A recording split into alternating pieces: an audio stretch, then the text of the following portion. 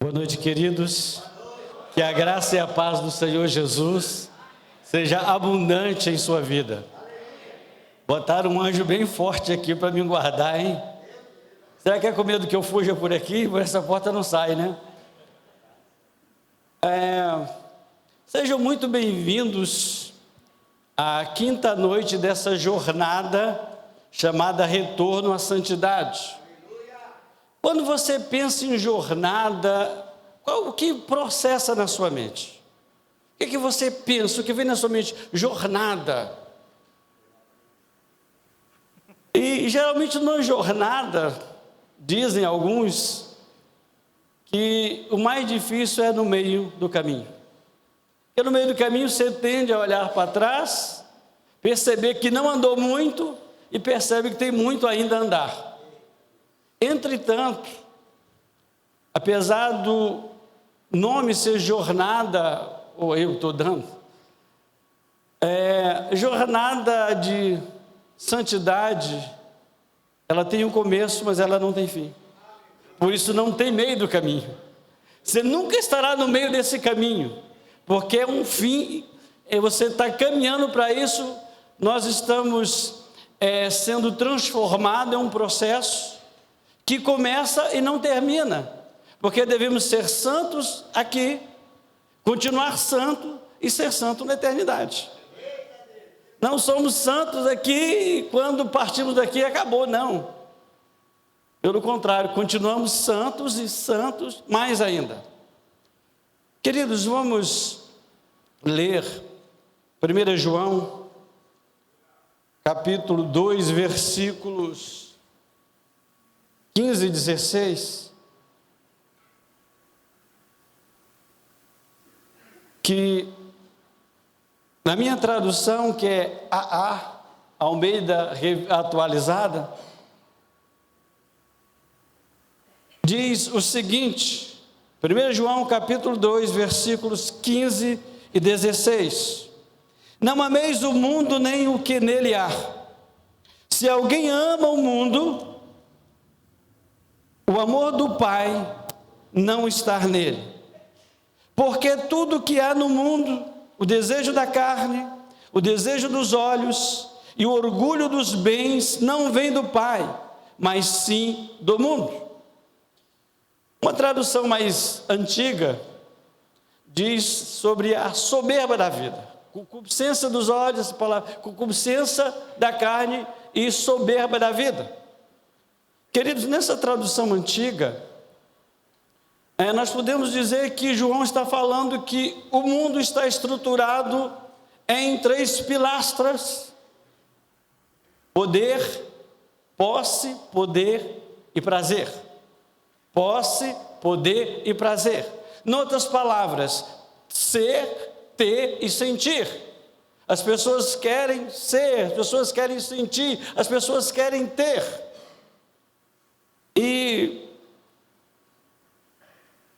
lembrando disso, sobre essa questão que João traz, que nos faz um alerta, porque nós não encontramos santidade no mundo, nós encontramos santos, como você e eu, mas o mundo não é santo, embora Deus santifique pessoas que estão no mundo como eu e você. Queridos, e nós percebemos que às vezes as pessoas movidas por algum desejo de ter alguma coisa, ou de ser alguma coisa, traz algum prazer, ou então simplesmente pelo simples prazer de ser, de estar em evidência, de chamar a atenção, de ser vista, de ser reconhecida. Às vezes as pessoas ignoram alguns princípios básicos da palavra de Deus e aos poucos deixam-se ser seduzidas por essas sutis tentações, apelos do mundo, que encontra às vezes guarida na nossa carne, no nosso desejo, e naquilo que o mundo diz: você precisa ter isso, você precisa ser isso, você é uma pessoa, você tem que tirar proveito dessas coisas. E foi justamente o querer ter, sentir e ser que a primeira mulher sucumbiu à tentação, Quando diz o texto que ela viu, ela sentiu o desejo, e ela imaginou que ela seria igual a Deus, ou sugeriram a ela que se ela comesse, ela seria igual a Deus. Então ela disse: uau! Quer dizer então que, além de ser agradável aos meus olhos, além de ser muito belos aos meus olhos, além de me dar prazer, eu ainda vou ser igual a Deus? Uau! Se eu pegar isso aqui. Eu me lembrei de um pregador que Viltão admira ele, mais ou menos, Josué Irion. Aí ele nos conta de uma experiência dele. Ele foi pregar os homens da NASA, e quando ele terminou de pregar os homens da NASA, aqueles homens soberbos, cheios de si, deuses, se achando Deus, um disse assim: eu quero dizer que eu não creio em nada do que o senhor falou, eu não creio nesse livro aí que o senhor chama Bíblia. Ele disse: o problema é seu. Aí depois ele disse assim: diga uma coisa, essa Bíblia, esse livro aí fala sobre mim? Eles falam. E o que diz? Diz que você é tolo. Diz o Salmo 53, diz: o necio no seu coração não há Deus. Então por isso que eu lembrei assim, uma coisa que veio repetidamente, queridos.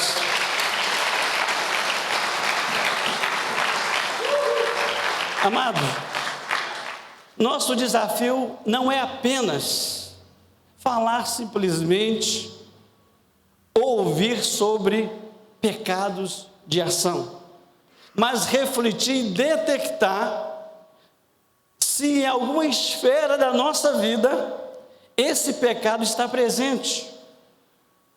Talvez você esteja perguntando, dizem que os palestrantes, os pregadores fazem perguntas, ou respondem perguntas que ninguém está fazendo. Então eu ouso fazer algumas, eu deduzo, talvez alguma mente já saltou o seguinte pensamento: o assunto não é retorno à santidade? Porque tem se falado mais do pecado do que da santidade? E a nossa resposta, se caso essa seja a sua indagação, é muito simples. Porque é o pecado que revela a ausência da santidade na vida do homem, e que o distancia de Deus. Se falarmos em santidade sem demonstrarmos a real faceta do pecado, todo mundo vai se sentir santo e vai achar que não tem necessidade de purificar-se. E é o contrário. Queridos, um evento como esse, um acontecimento como esse, uma semana como essa, serve para nos mostrar. Eu já estava conversando com o meu discipulador, digo: pastor, eu estou aqui meio raçapeado, estou assim tipo um lutador de boxe que tomou alguns cruzados no ringue, está meio zonzo.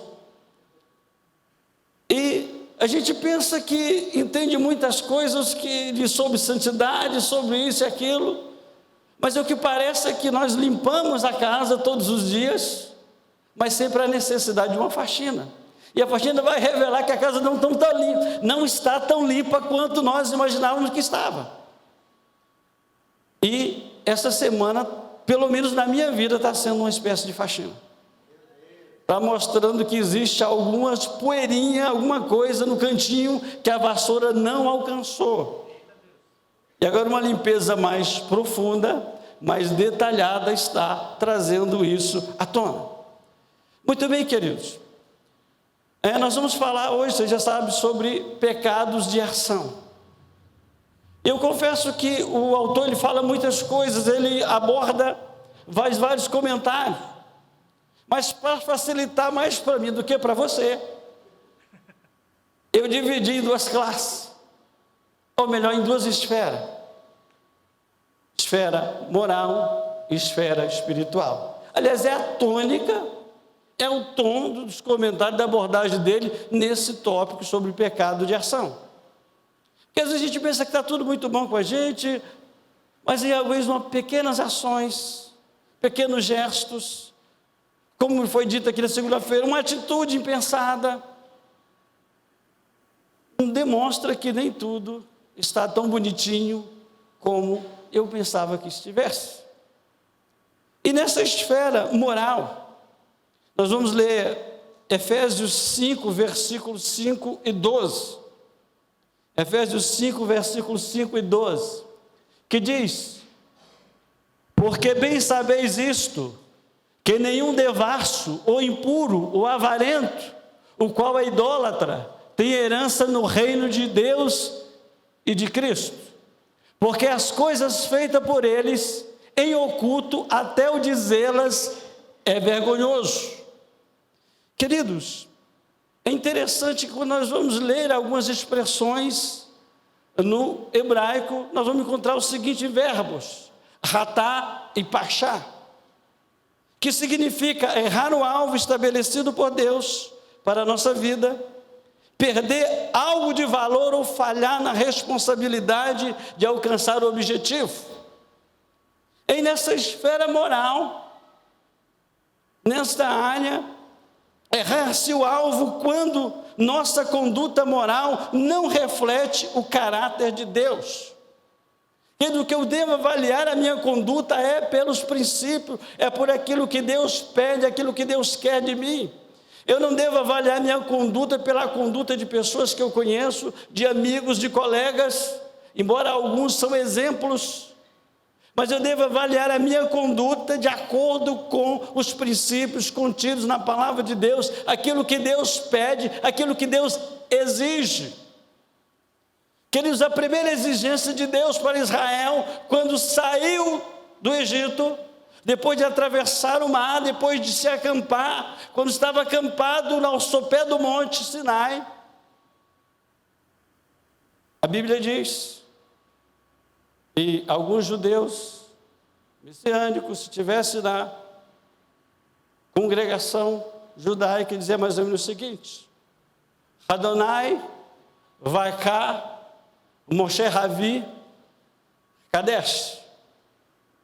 Chamou o Senhor Deus a Moisés, na linguagem dele o rabino, e disse: santificai o povo, santificai-vos para amanhã, porque vocês vão encontrar com o Senhor, seu Deus. Queridos, a primeira exigência de Deus não foi que o povo, para ter o primeiro encontro com Ele, que o povo tivesse bem vestido. Diz ao povo que calça o melhor sapato, que tira essas sandálias do egípcia, vista uma roupa melhor, tira essa roupa de escravo e vista uma roupa de príncipe. Vai no melhor salão, produza-se bem, nada contra isso. Faça a melhor maquiagem, calça o melhor sapato. As mulheres o escarpão e os homens calçam o mocassim. E vem ao encontro do Senhor. Não, o Senhor não pediu isso. O Senhor não exigiu isso, mas santificai-vos, porque amanhã vocês vão encontrar com o Senhor, seu Deus. Mas, querido, na caminhada revela-se que eles erraram o alvo. Fizeram coisas erradas porque erraram o alvo de Deus para a vida deles. A vida deles era andar com Deus em santidade, era andar diante de Deus. As ações deles tinham que refletir essa revelação, esse caráter de Deus.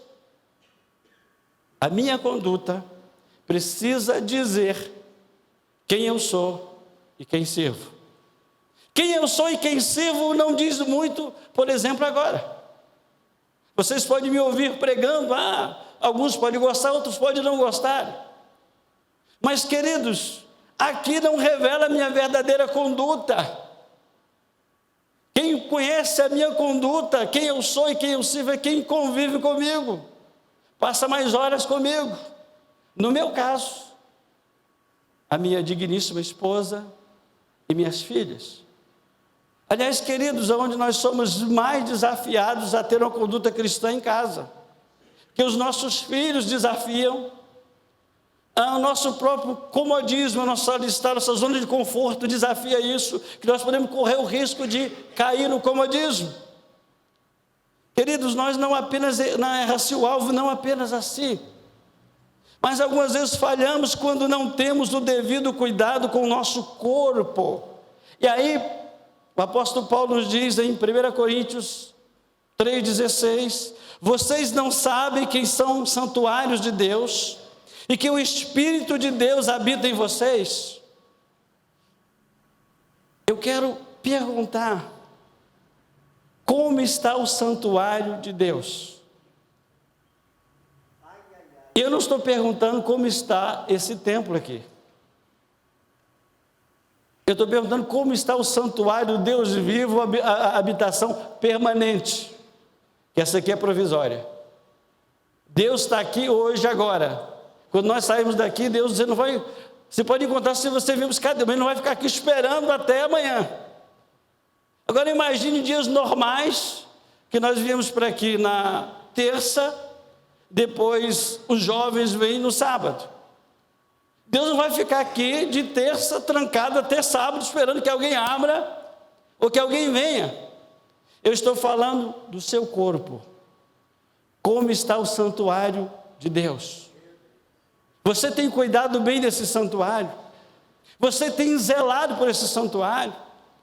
Você tem batido, não tem deixado que nenhuma poeira se acumula, que nenhuma sujeira começa a ficar ali, assentar e depois virar uma ferida, virar uma doença? Como está esse santuário? Porque é no seu corpo, é no meu corpo, é no nosso corpo que Deus habita. Mas para Deus habitar este santuário, precisa estar digno, precisa estar à altura de Deus. Querido, pessoas limpas não gostam de ambientes sujos. Santidade é sinônimo de limpeza. E pecado é sinônimo de sujeira. É por isso que entre os apelidos bonitos que o diabo tem do sujo. O sujo, o encardido e outros nomes. Interessante que quando nós lemos em Apocalipse, salvo engano, é um dos últimos capítulos, diz o seguinte: e o justo continue a se purificar mais ainda, e o sujo a se sujar mais ainda. Porque esse processo, queridos, nós percebemos quem são as pessoas quando vamos nas casas dela, nós sabemos o zelo que ela tem. Quando você chega numa casa, a casa diz muito acerca dos moradores daquela casa. Se são organizados, se são higiênicos ou não. Se nós chegamos numa casa e encontramos bagunçada, parece que deu um tornado e bagunçou tudo, você já diz: essa casa é de pessoas desorganizadas. Automaticamente.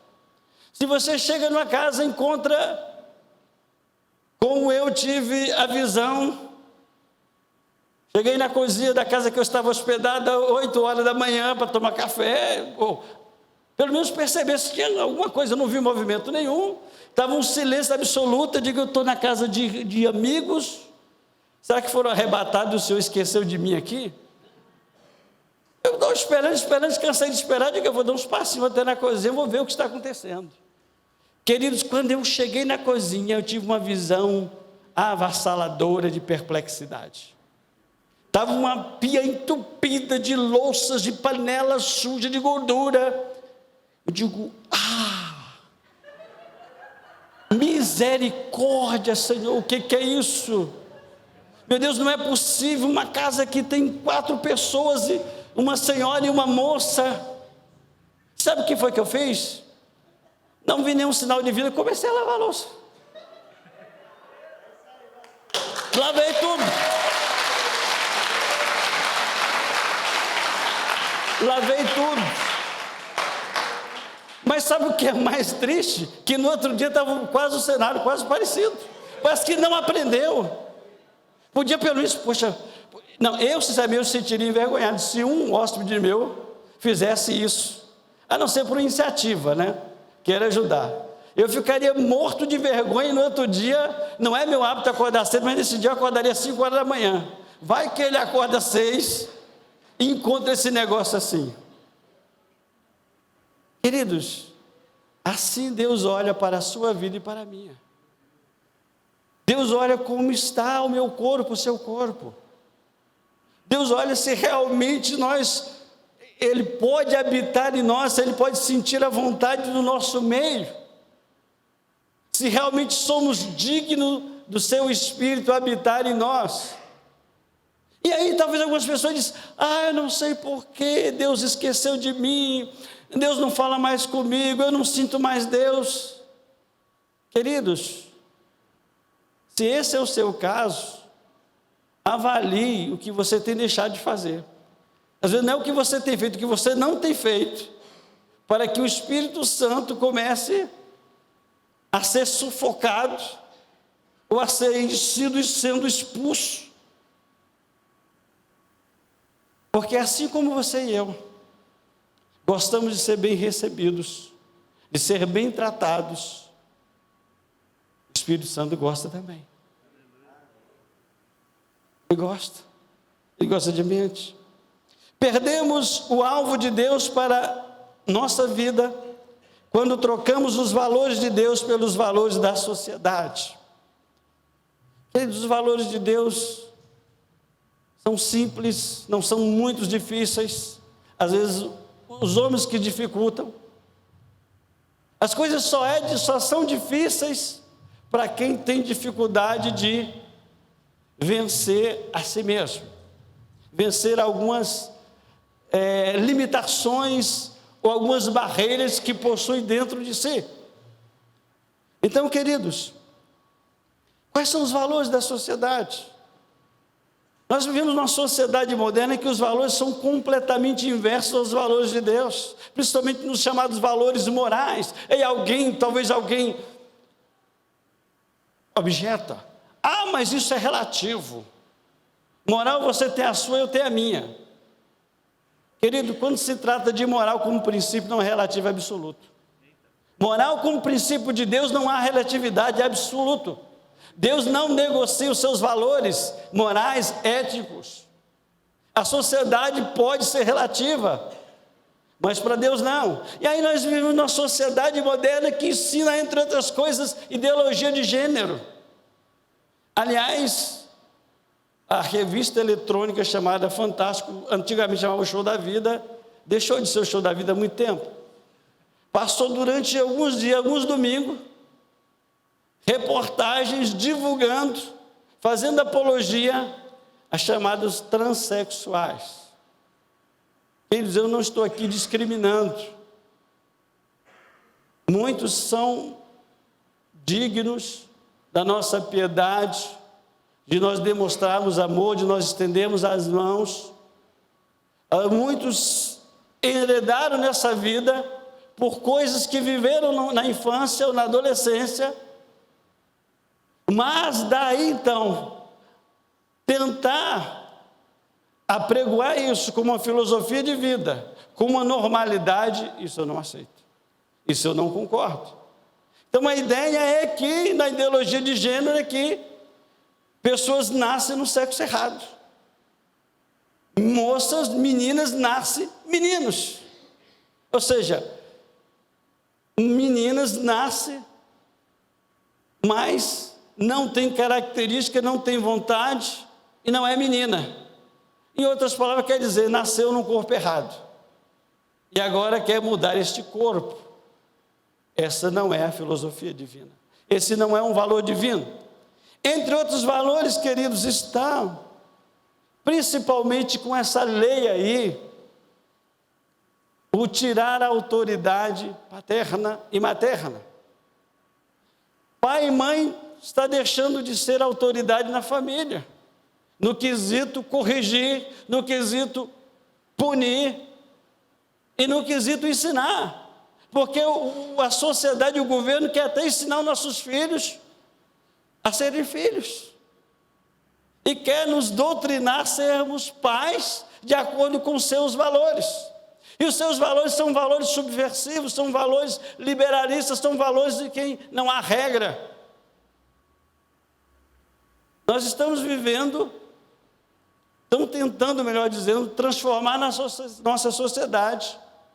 Na sociedade já nos anos 70 e alguma coisa cantada por Raul Seixas e Paulo Coelho, Sociedade Alternativa. É uma música que o diabo inspirou os autores para escrever a música, que num do seu refrão diga: viva a sociedade alternativa. E essa sociedade alternativa deles é a sociedade pervertida e subvertida. Essa não é a sociedade. Os nossos valores são outros. Nossos valores são de respeito à autoridade paterna. Os valores de Deus é filhos, obedecer, tratar bem, honra teu pai e tua mãe, para que prolongue os teus dias na terra, diz o mandamento. Esse é o quinto mandamento. Honra. E honrar pai e mãe é tratar com respeito. É respeitar a autoridade. É se pai e mamãe falou não, é não. Pode até estar errados. E se estiver errados, muitos vão ter a humildade que alguns pais têm de depois reconhecer: meu filho, eu errei. Minha filha, eu fui severa. Eu me excedi. Nada ao contrário. Então, queridos, esfera moral.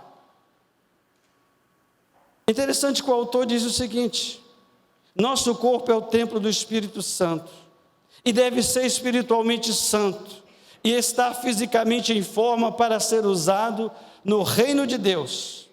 Temos que exercer o autocontrole sobre nossos apetites carnais.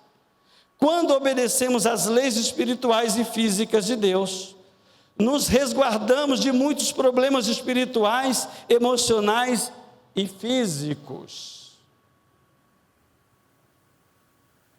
Então, cuidado com os valores da sociedade. Não entra, porque o mundo mudou, o mundo mudou, muitas coisas mudaram e amém por essas mudanças.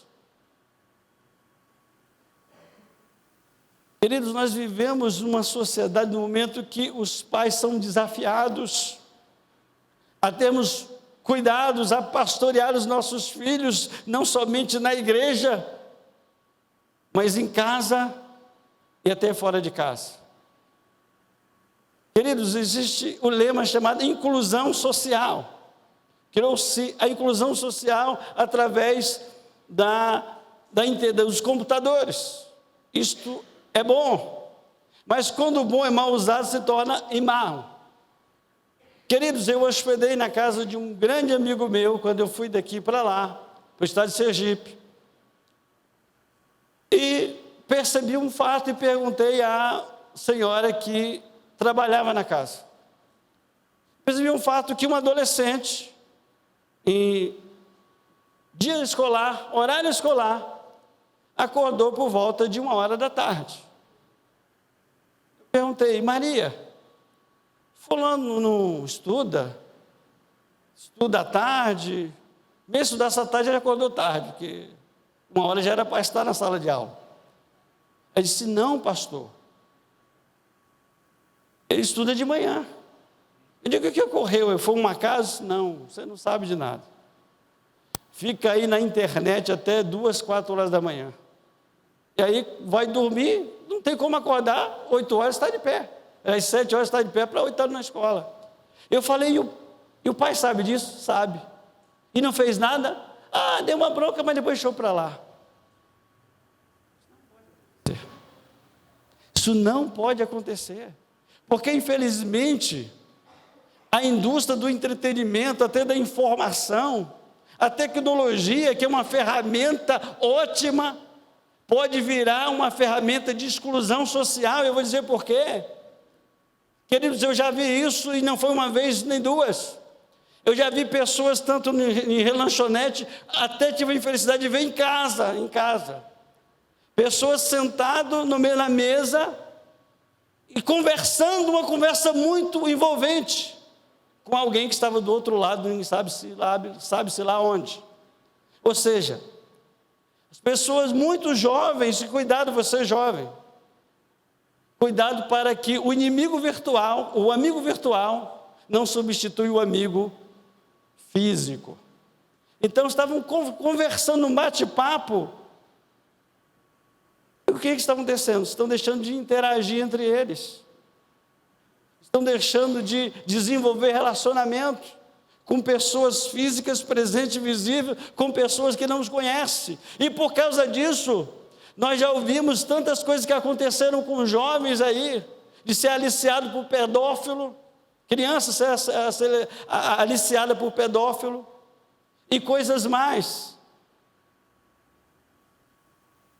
Vigie, olhe o que seu filho está fazendo, principalmente se ele é recluso, se ele é aquele tipo que não gosta, não é tão sociável, se passa muito tempo trancado no quarto, se fica até tarde da noite e você não vê o que ele está assistindo, vê o que ele está fazendo, vê com quem ele está conversando. A sociedade está aí para isso, moralmente.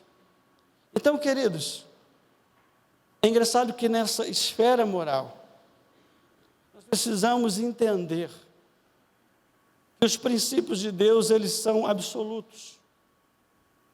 Nossa conduta, nosso relacionamento, como nós tratamos uns aos outros, como o homem relaciona com a mulher, como trata as mulheres.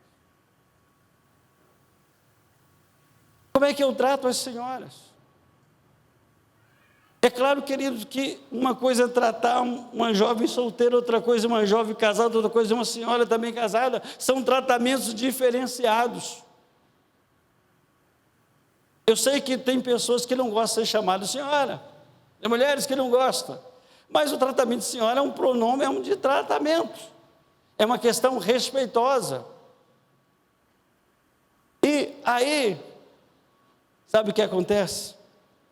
É que aonde alguns se enganam do mundo, é que quando acha que a moça é solteira, ela está dando sopa. Isso não é verdade. Ela tem dono, pode não ser você, mas vai aparecer o dono dela.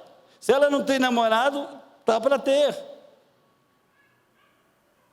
E para quem é casado? Primeiramente o pensamento do casado é: eu tenho uma dona. Não importa se alguém lá fora não tem. Eu sou casado, eu pertenço a alguém. Eu tenho um compromisso assumido diante de Deus e das testemunhas. E meu compromisso é de ser fiel. Mas eu não prometi ser fiel apenas quando ela estivesse presente ou quando Deus estivesse com o binóculo orando para mim, mesmo porque eu não sei. Deus olha para mim 24 horas por dia, não tem como eu fugir dos olhos dele. Queridos, eu estou convencido de que uma das coisas que impede o homem crente pecar nessa área moral chama-se o temor do Senhor. Porque se o homem não tiver o temor do Senhor, a primeira vez que ele se sentir numa zona de conforto, a primeira vez que ele se sentir desprotegido, que ninguém está olhando para ele, ele pode fraquejar. Mas se ele tiver o temor do Senhor, ele vai lembrar: eu temo a Deus. E a palavra de Deus diz que isso é pecado. E a palavra de Deus me diz que eu devo ser fiel para com a minha esposa. Não importa se ela está ou se ela não está. Mas a palavra diz isso. Aleluia.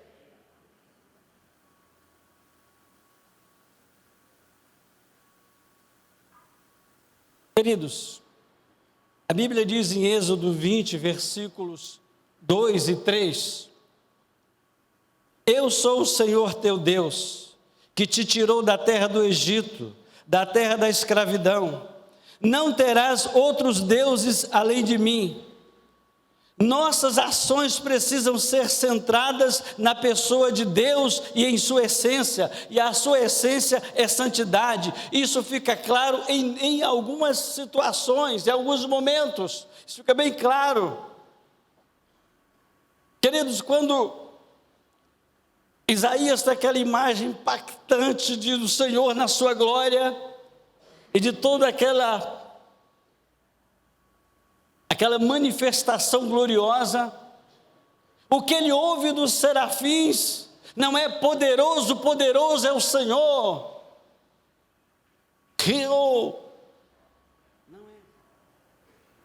Mas é santo, santo, santo é o Senhor dos exércitos. Então Deus quer ser conhecido pela sua santidade, a sua essência chama-se santidade.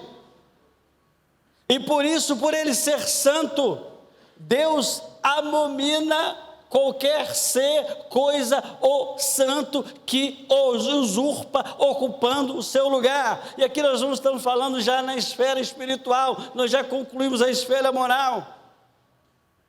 Queridos, há uma passagem na Bíblia que mostra quão sério Deus leva a sua santidade.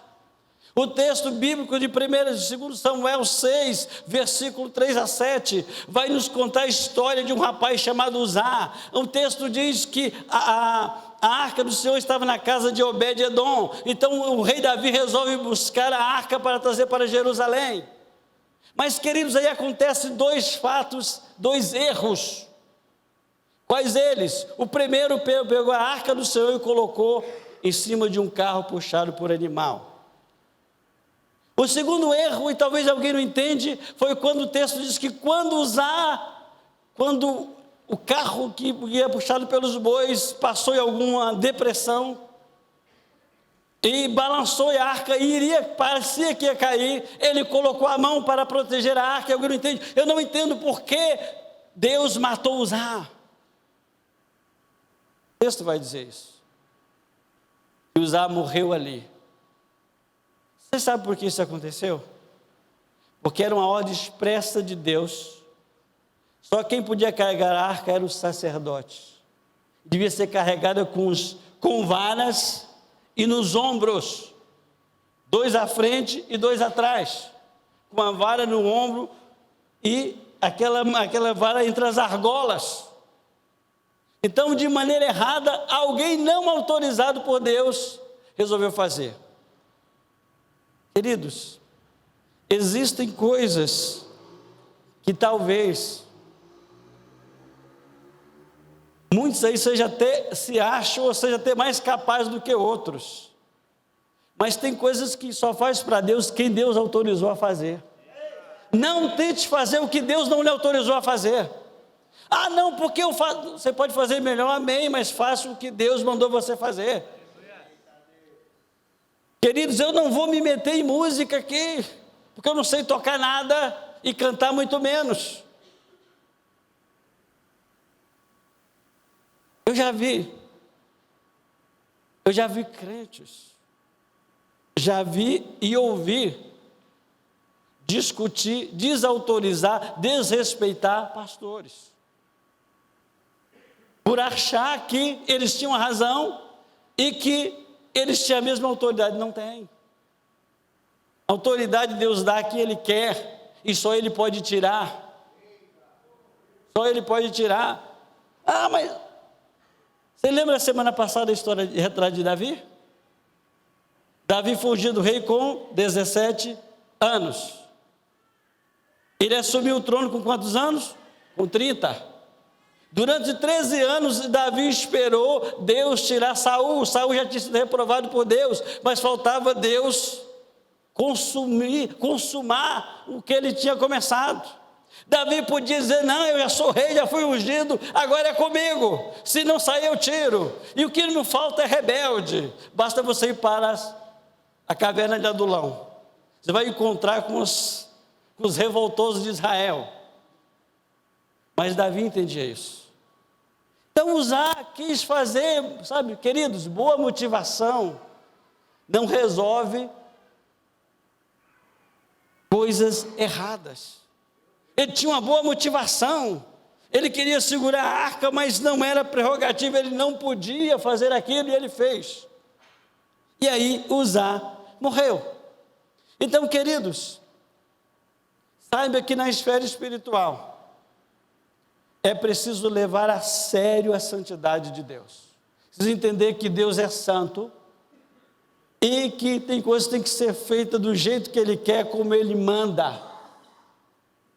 Queridos, foi Deus que fez o desenho do tabernáculo. Deus é arquiteto por excelência.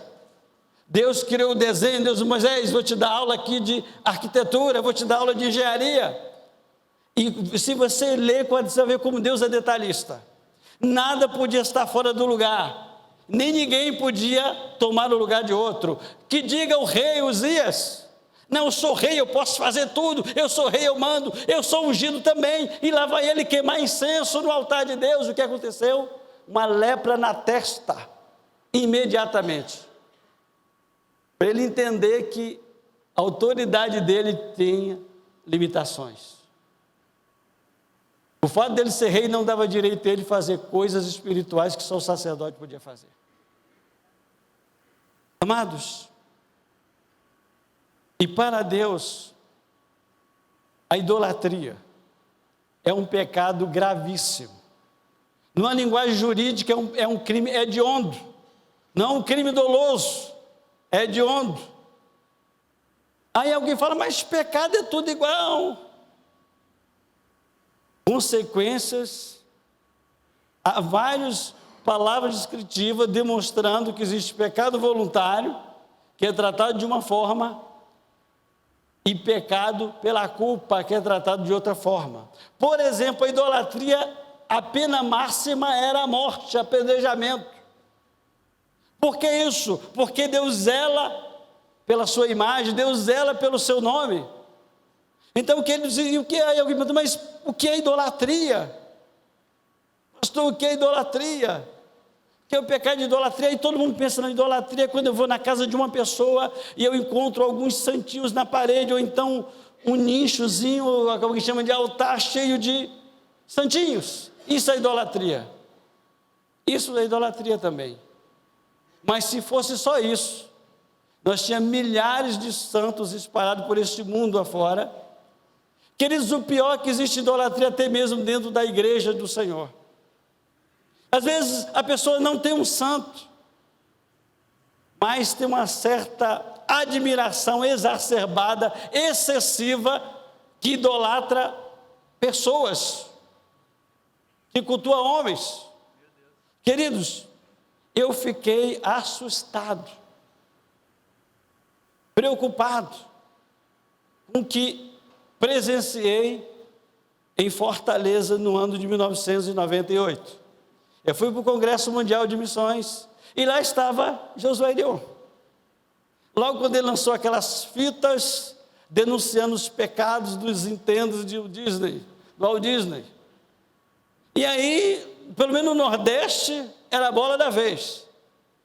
E ele deu palestra no hotel. Ele deu algumas palestras e eu estava nessas palestras. E eu me lembro que quando terminava a palestra, tem um cafezinho, né? Aí, todo mundo tomou um cafezinho no intervalo. Naquele dia que ele deu palestra, não tinha mais a fila do café. Eu digo, que milagre aconteceu aqui? Não tem ninguém na fila do café? Oh, que bom, então eu tomo meu café tranquilamente. Eles depois, quando ele está saindo do saguão, eu percebi por que não tinha pessoas na fila do cafezinho. Pessoas, deixa eu tirar foto contigo. Me dê um autógrafo e não sei o quê. Eu digo, gente, é um homem. É um homem. Ei, me dá um autógrafo aqui, não sei o quê. Eu digo, o que é isso? Queridos, não há pecado nenhum reconhecer a qualidade das pessoas, enaltecer, elogiar as pessoas, mas é pecado quando nós prestamos culto à personalidade. Paulo reclama, Paulo corrige o grave pecado da igreja de Corinto, porque eles estavam fazendo aquilo que chama de culto à personalidade. Eles estavam endeusando homens, a ponto de um dizer, eu sou de Paulo, outro, eu sou de os mais judeus, eu sou de Pedro, e os que gostavam de filosofia, eu sou de Apolo, e os mais crentes, não, eu sou de Cristo. Então nós tínhamos uma igreja que estava dividida entre Paulo, Apolo, Pedro. Isso é culto à personalidade. Nós devemos admirar, ter em grande estima, mas jamais idolatrar, jamais cultuar. Como na Argentina se tem até culto a Maradona. Maradona não é só La Mano de Deus, que ficou conhecido depois da Copa do México. Existe até um culto para Maradona, é tido como um Deus. Quando vem no Brasil esses gurus da Índia, é um burburinho por essas pessoas famosas. Encontro esses gurus. Queridos, então idolatria é também prestar culto a santos, mas é colocar bens, pessoas no lugar de Deus no nosso coração. Nossa esposa, seu marido não pode ocupar o lugar de Deus no seu coração. Minha esposa não pode ocupar o lugar de Deus no meu coração. Nossos filhos não podem ocupar o lugar de Deus. Tem lugar para todo mundo. Tem um lugar da esposa, tem um lugar do filho, mas tem o lugar de Deus, que é o central. Ninguém pode substituir a Deus, senão nós podemos acabar nos tornando idólatras. Queridos, a Bíblia denuncia que a avareza é um pecado, considerado pecado de idolatria. Lucas 16, versículo 19 a 23. E aí você pode ler, eu vou narrar aqui, mais ou menos, devo errar algumas coisas. O texto vai falar sobre o rico e Lázaro. Alguns chamam de parábola, mas eu creio que não seja uma parábola, porque tem um nome pessoal, em parábola não se coloca nome, se omite nome. Então Jesus conta a história de um homem chamado Lázaro, que era mendigo, que vivia mendigando, que estava às portas, aguardando que alguma coisa, alguma sobra, chegasse até ele. E na porta de um rico chamado, que não tem nome, simplesmente é rico, o rico. Vocês achou que eu ia errar, né? Espera, vai dar uma gafe agora, vou pegar agora. Então, queridos, aí o Jesus diz que morrendo rico, foi-se para o lugar aonde as ações dele o levou. Para onde foi o rico? O texto fala aí, ó, você está lendo. O rico morreu, foi levado para onde? O inferno. A palavra Hades é grega, é inferno. Foi levado para o inferno. Lázaro morreu e foi levado para o seio de Abraão, que é traduzido para o seio de Abraão, é paraíso. Mas uma pergunta que eu faço é, o rico estava no inferno porque era rico? Não. Ele estava no inferno porque ele era avarento. Ele estava no inferno porque ele não tinha misericórdia nem piedade. O cara lá morrendo de fome, querendo a migalha, ele nem a insensibilidade. A avareza, ser avarento é um pecado tão grave quanto um pecado de idolatria. E a Bíblia fala muito sobre essa questão. Bate muito na avareza. Jesus diz, ninguém pode servir a dois senhores. Não podemos servir a Deus e às riquezas. Quer dizer, então, pastor, que eu devo ser pobre de Marredeci, eu devo ganhar um salário mínimo. Eu estou feliz que eu ganho um salário mínimo, oh, glória a Deus, que só ganho um salário mínimo, eu estou contente com isso. Não é isso. Não é pecado ter dinheiro, é pecado fazer do dinheiro o seu Deus. É pecado, não é pecado usar dinheiro, é pecado deixar ser usado pelo dinheiro. Isso é que é pecado. É pecado quando o dinheiro nos torna arrogante, nos torna autossuficiente, nos faz sentir melhor do que os outros, menosprezar, maltratar os outros, pisar nos outros.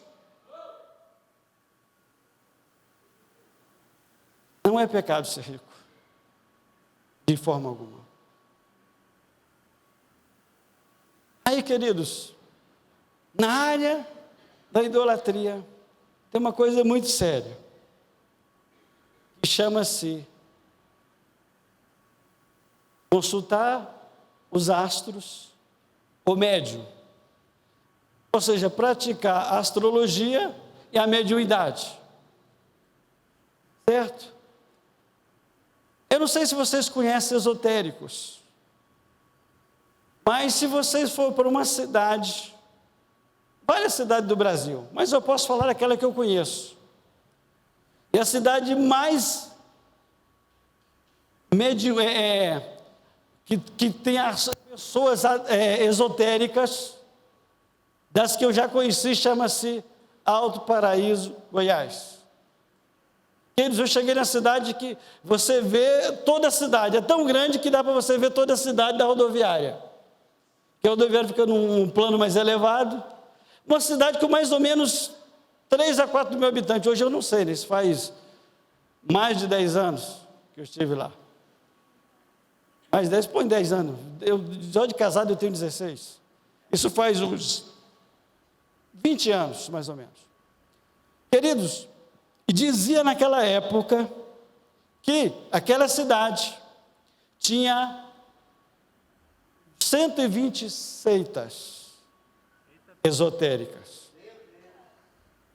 Tinha não sei quantas cúpulas que eles faziam uma oca parecendo uma oca de índio, parecendo aquela coisinha, outros parecendo essas barracas de acampantes. Então existia Cavaleiro de Matreia, São Germano, tantos nomes. Mas o que me chamou mais a atenção? Me chamou a atenção primeiro que no povoado, onde se praticava o chamado ecoturismo, no parque chamado Chapada dos Veadeiros, e que ia muitos turistas, era proibido ter iluminação pública, não tinha luz pública. E por que não tinha? Porque atrapalhava os esotéricos a contemplar as estrelas. Eles não podiam contemplar, adorar as estrelas. Porque na mente do esotérico, Deus é tudo e tudo é Deus. Então a estrela é uma divindade que está brilhando à noite. Cada uma estrela é uma divindade. Mas o pior de tudo é que acreditava-se que dentro daquele parque, nos cristais, Cristo estava encarnado. Eu digo, o seu pode estar aí, porque o meu está lá no céu. O meu está desencarnado, vai em todos os lugares. Aí, queridos, para completar esse bate-papo, eu cheguei num restaurante de uma conhecida que fazia parte da igreja que nós estávamos trabalhando lá. Ela me apresentou um cidadão que estava lá tomando sua cerveja. Aí disse assim, esse aqui é um dos missionários que está aqui. Ele disse, muito prazer, eu sou teólogo. Eu digo, uau! Eu não perguntei quem ele era. E logo me apresentou a sua carteirada, sou teólogo. Eu digo, o que isso quer dizer? E pois não, eu digo, muito prazer. Aí ele disse, eu quero dizer a você que Deus está aqui nessa garrafa. Eu digo, o seu Deus é aquele lá, o gênio do Aladim? E se ele está nessa garrafa, ele é o gênio do Aladim. Não, que ele disse, parece brincadeira, mas foi sério. Ele disse, não, porque Deus está em tudo e tudo é Deus. Eu disse, não, eu concordo com você que Deus está em todo lugar, mas tudo não é Deus. Essa garrafa é vidro que é feito de areia. Essa garrafa é vidro, se jogar no chão ela quebra. Deus não se quebra. Aí nós encerramos esse bate-papo astral. Sabe? Bem astral. Então, queridos, e a mediunidade é que se consulta através do médium alguém que morreu. Mas como o meu tempo já está indo embora, e o espiritismo é vasto, o espiritismo é filosofia, tem um alto, tem um baixo espiritismo.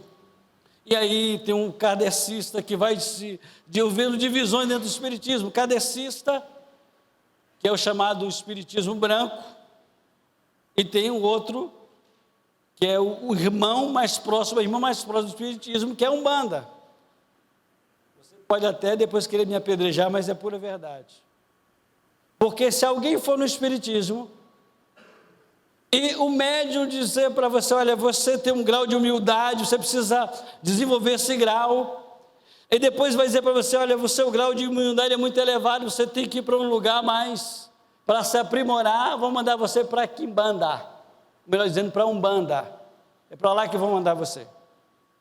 Digo isso porque eu conheço, está vivo até hoje, apesar dos seus 70 e poucos anos, um pastor baiano que foi Ogã, que foi médium, no centro espírita, e ele pode testificar isso, que esse fato é verdadeiro, que ele passou por todas essas etapas.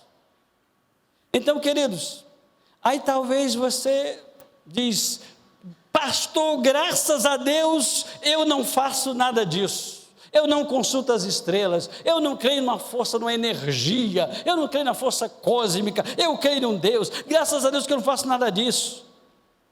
Mas talvez você tenha a caixinha de promessa em casa. Talvez você consulta ela, vou abrir aqui, vou ver o que Deus vai falar comigo. Sabe qual é o problema da caixa de promessas? Que só tem promessa. Só tem aquilo que você está procurando. Parece pessoas que consultam os astros. Não, vou ouvir o meu horóscopo. Hoje eu não saio de casa, então aí vou no rádio. Eu quero dizer que a sua cor hoje... Não posso falar, senão alguém fica... Olhei todas as cores, estão aqui, parece um arco-íris. Entendeu? Então, a sua cor é essa de sorte, você veste tal, e não sei o que, o seu número de sorte é isso. Eu nunca vi, pelo menos não contaram para mim, alguém que realmente fez aqueles rituais e que realmente deu certo. Mas talvez você não veja, mas tem sua caixinha de promessa. Opa, a promessa de Deus está aqui. Queridos, eu vi aqui em Tupã, numa rádio, um programa de uma igreja evangélica, eu fiquei perplexo. Eu estava na casa do meu sogro, numa das minhas visitas aqui de final de ano. Aí o pastor disse assim: ei, irmão, diga lá, vou tirar aqui para você uma promessa de Deus. Aí tirou lá Isaías, que fala sobre o Messias. Te farei mediador de uma nova aliança. É muito forte, Deus vai fazer você mediador. Eu digo, me dá vontade de ligar para a rádio e dizer: rapaz, isso é analfabeto biblicamente falando.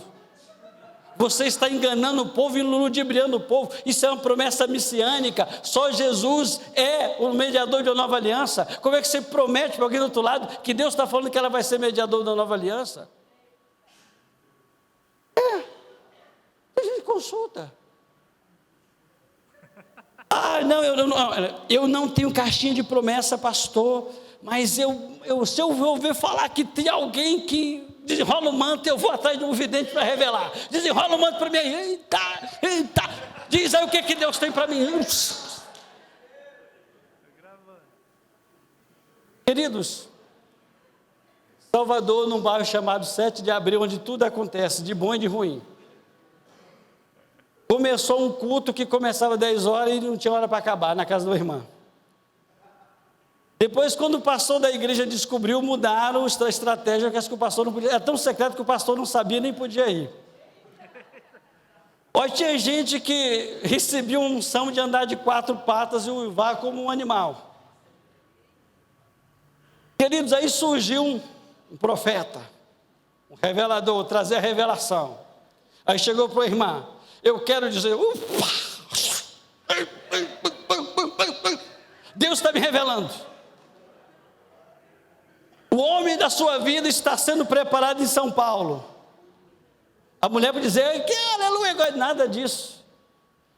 Quem revelou para você foi o diabo, seu falsário, porque eu sou casado há 23 anos. Talvez corra atrás do vidente. Queridos, nós não precisamos de caixinha de promessa, nós precisamos de vidente. Nós temos um vidente por excelência, que é o seu Espírito Santo. Nós temos a promessa de Deus, que é a sua palavra. O que Deus tem para revelar na sua vida, Ele vai falar com você. Ele não precisa de vidente, Ele não precisa de caixinha de promessas. Ele precisa que eu e você tenha tempo para buscá-lo, tenha tempo para ouvir o que Ele tem a dizer. O que Ele precisa é de coração aberto, é de fé. E aí muitas pessoas boas são enganadas. O outro, sem vergonha, safado, perdoa a expressão, passando por profeta, hospedou na casa do irmão. E aí quando o irmão chega do trabalho, depois de umas 2 ou 3 semanas, cadê a esposa? O cara levou. Sério? O cara levou e ludibriou a irmã, que Deus tinha revelado que ele era o homem de Deus para a vida dela. E a irmã não teve discernimento e outras coisas mais, acabou indo.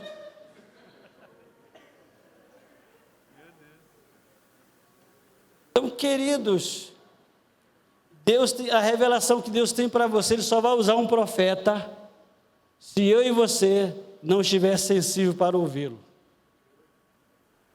Eu não estou dizendo que Deus não usa profeta, Deus ainda usa profeta. Deus usa pessoa em profecias. Mas você tem que discernir quem está sendo usado por Deus ou quem está usando Deus. Mas usa sim, pessoas de maneiras desonestas usam o nome de Deus. Então, queridos, não faço nada disso. Mas faz uma fezinha no jogo de azar. Tem gente que vai lá na loteria, sei lá, pelo sim, pelo não. Dá uma de Sara, né? Abraão, Deus prometeu um filho, mas está demorando, toma aí, Agar.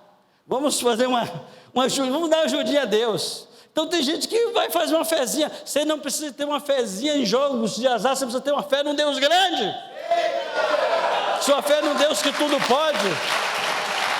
É isso que Deus quer. Queridos,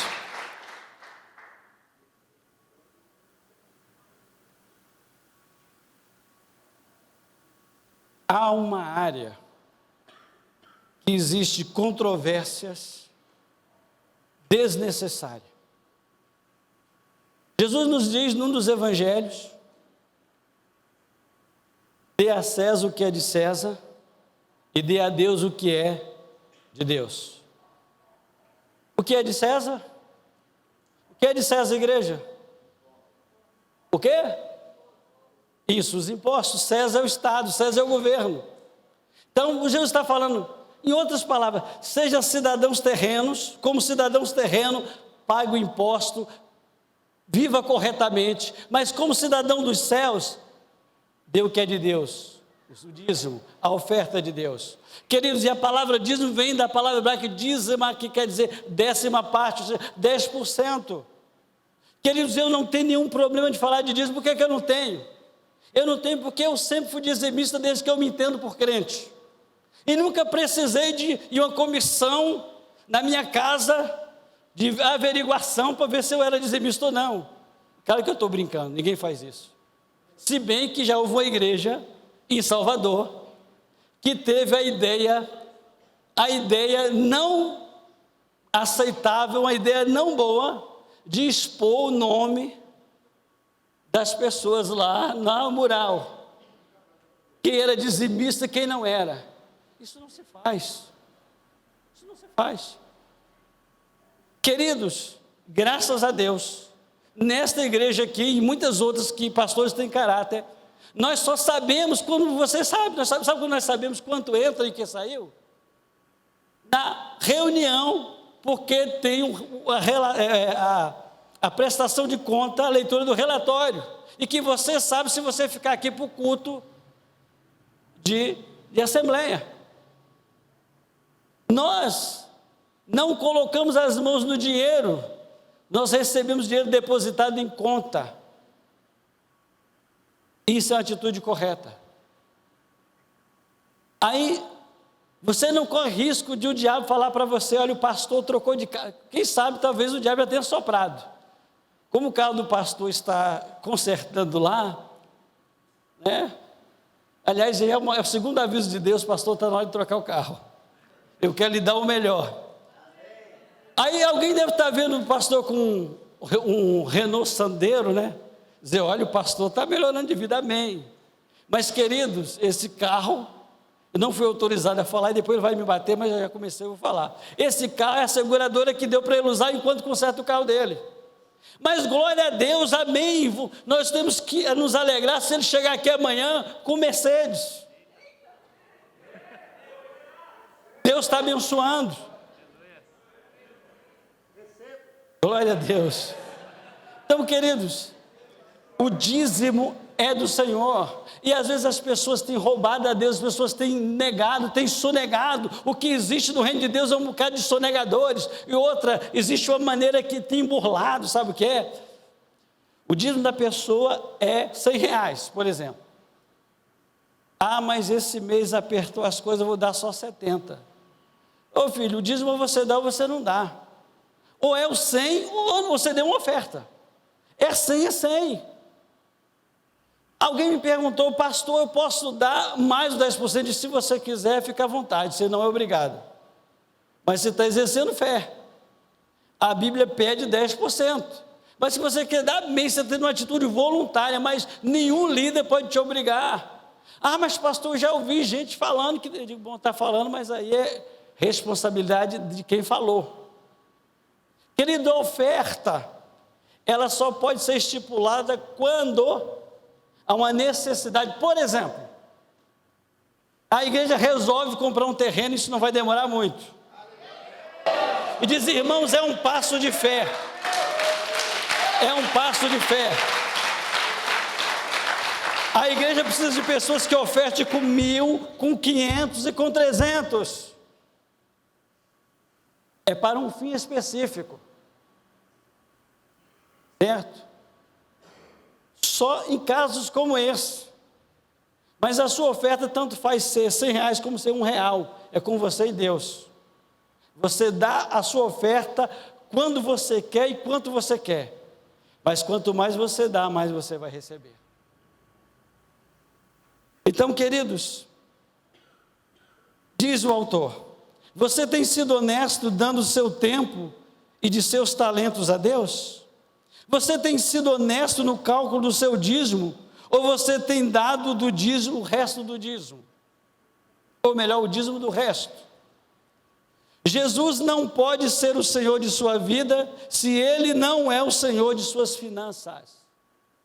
Queridos, eu tenho que entender, você tem que entender que tudo que somos e que temos pertence a Deus. A sua vida pertence a Deus. Tudo que você tem, Deus lhe deu a capacidade, Deus lhe deu o talento, Deus lhe deu condição. Não, mas eu consegui graças à minha inteligência. Foi Deus que lhe deu a inteligência. Eu consegui graças aos meus esforços. Deus lhe deu a saúde e a disposição. Um homem rico, um grande fazendeiro, teve uma grande colheita e convidou um missionário para almoçar na casa dele. Na hora do almoço, o missionário disse assim: não vamos dar graças a Deus? Ele disse: eu não sei porquê. Foi eu que plantei, foi eu que cuidei, foi eu que investi, foi eu que fiz tudo. Por quê? Então, deixa eu lhe dizer uma coisa muito simples. Se Deus não tivesse dado estação própria, se não tivesse chovido na terra, você teria colhido o que você colheu? Ele disse: não, então por isso você deve agradecer a Deus. Porque Ele regou o solo, porque foi uma grande colheita. Queridos, Jesus diz que quem é fiel no pouco, é fiel no muito. E quem não é fiel no pouco, não pode ser fiel no muito. Nós precisamos ser fiel a Deus em tudo. Fiel a Deus naquilo que Deus nos dá para fazer, nas pequenas tarefas. Queridos, como é que a empresa vai lhe dar um cargo de chefia, se no cargo de auxiliar você não se desenvolve?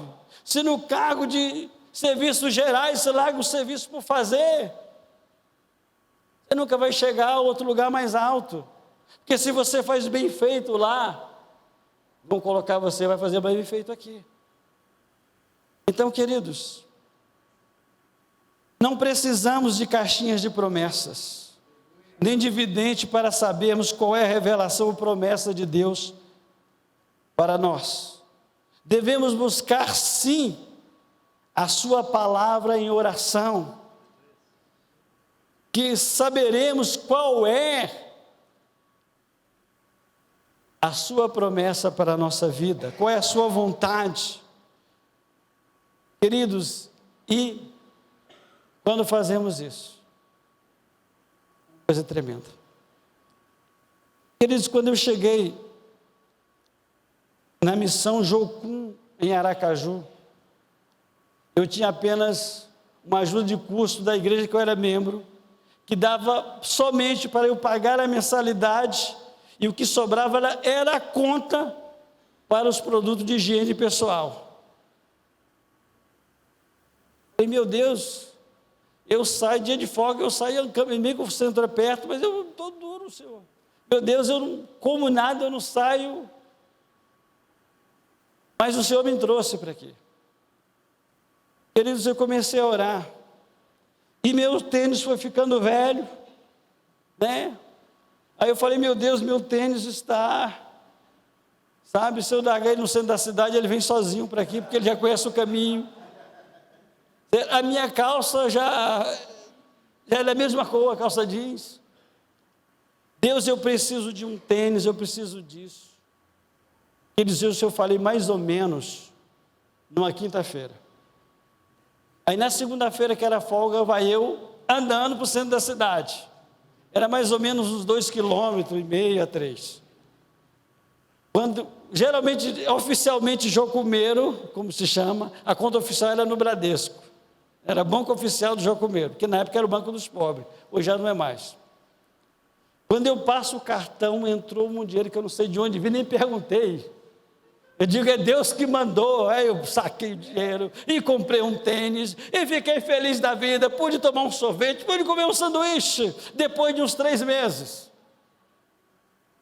Aí veio o Congresso Mundial de Missões. Aí uma senhora de Brasília, que eu carinhosamente chamo de tia Nice, uma senhora já seus 80 anos agora ou mais. Ela ligou assim: Haroldo, você vai vir para o congresso? Eu digo: não vou não, tia Nice. Por quê? Eu digo: não tenho grana. Aí ela desligou o telefone, nada falou. Uma semana depois toca o telefone. Haroldo, é para você de Brasília. Eu digo, será que é o presidente? Ele nem sabe que eu existo. Aí, quem te disse? Haroldo, eu quero dizer o seguinte, eu estou depositando X hoje, que eu quero te ver aqui no Congresso Mundial de Missões. Estou pagando a passagem de volta, pagando hospedagem, e mais alguma coisa para você gastar no que você precisar.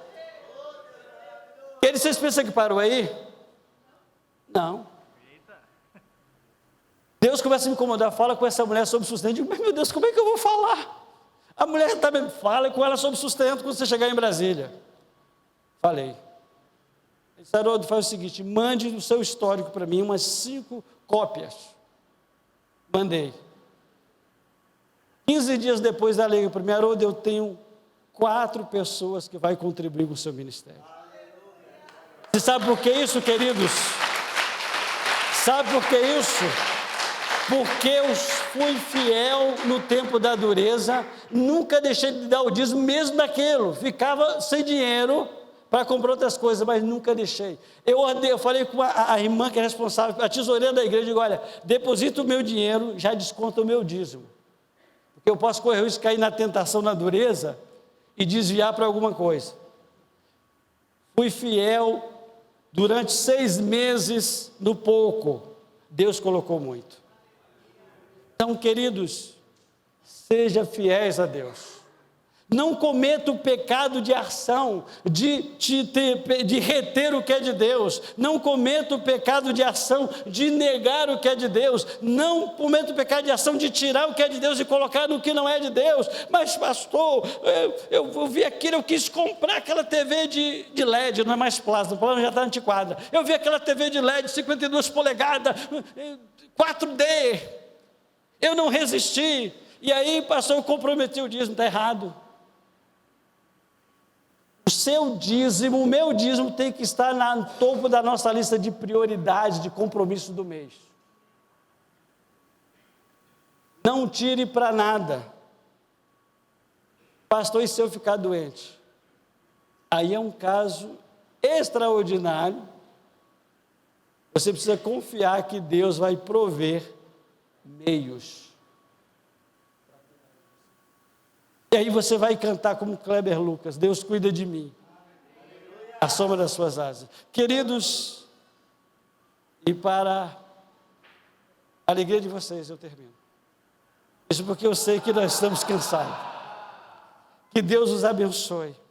Que Deus nos ajude a não cometer pecado de ações. Lembra que a ação é tudo aquilo que nós fazemos voluntário ou voluntariamente, que muitas vezes nos leva a quebrar princípio de Deus. Muitas vezes inconscientemente nós fazemos algumas coisas que desagradam a Deus. Eu não sei se você tem cometido algum pecado de ação, mas mesmo que você não lembre, diga, Espírito Santo, traz à minha memória se eu voluntariamente, inconscientemente, tenho cometido algum pecado de ação. Senhor, se eu fiz alguma coisa que não devia ter feito. Senhor, se em algum momento eu coloquei pessoas ou algum santo, eu comecei a adorar a criatura e não o Criador, eu comecei a amar mais o que tenho, eu comecei a amar mais o meu carro, eu comecei a amar mais a minha casa, eu comecei a amar mais, Senhor, o meu emprego do que o Senhor, eu comecei a valorizar mais as coisas do que pessoas, e principalmente o Senhor. Fale com Deus, clame a Deus, mesmo que você não lembre, peça ao Espírito Santo que sempre mantenha os seus olhos abertos, sempre lhe alerte, não deixe, como diz o salmista, que seus pés vacilem, que seus pés o conduzam para o caminho errado.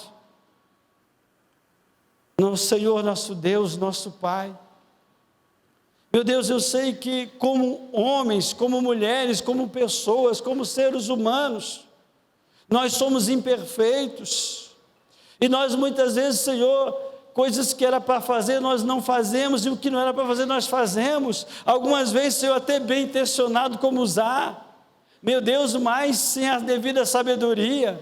Deus, muitas vezes nós não entendemos que é uma ofensa ao Senhor. Meu Deus, nos perdoe. Me perdoe, Senhor. Se na minha caminhada, na minha vida cristã, eu tenho tido ações pecaminosas, Senhor, guarde os meus olhos para que eu não cobice o que é dos outros, para que eu não cobisse o carro, para que eu não cobisse a casa, para que eu não cobisse os móveis, para que eu não cobisse, para que eu não acho, meu Deus, para que os meus olhos não se engracem com mulher nenhuma, exceto a minha. Senhor, ela é mais do que suficiente, ela tem toda a beleza necessária que meus olhos precisam contemplar e ver. Senhor, não deixe que eu peque com os meus olhos. Não deixe, Senhor, que eu olhe para nenhuma moça ou mulher com olhar de cobiça e que jamais suba no meu coração qualquer desejo maligno ou lascivo. Senhor, nos livra da lascívia, Senhor, nos livra da cobiça. Senhor, nos ajude a ter fé num Deus grande, a não ter uma fezinha, mas ter uma fé que opera, que produz um milagre no Deus que tudo pode. Senhor, nos dê discernimento para que nós não sejamos enganados, meu Deus, pelos falsos profetas, pelos falsos videntes, pelas falsas vidências. Senhor, não nos deixe que o espírito do engano nos seduza, mas o Espírito Santo mantenha-nos sempre em alerta, em nome de Jesus, e para a tua glória, amém. Deus os abençoe, queridos.